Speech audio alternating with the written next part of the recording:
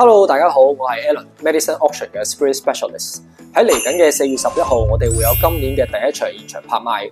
咁今日呢條片我同大家講一講日本威士忌 IB 嘅巨頭 Kingsbury。Kingsbury 係日本一間非常出名嘅 Independent Bottler， 佢哋裝瓶過唔少經典嘅作品，可以話係日本威士忌界嘅 Semillon。佢哋嘅 label 風格別樹一幟，無論係 Celtic 定係 Unicorn 系列都係經典中嘅經典。呢支煲魔統號3300。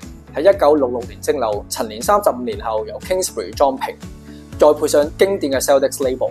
60年代蒸餾嘅煲魔果味比較豐富，再配上輕柔嘅撇味，喺 whisky 分上攞到95分嘅高分。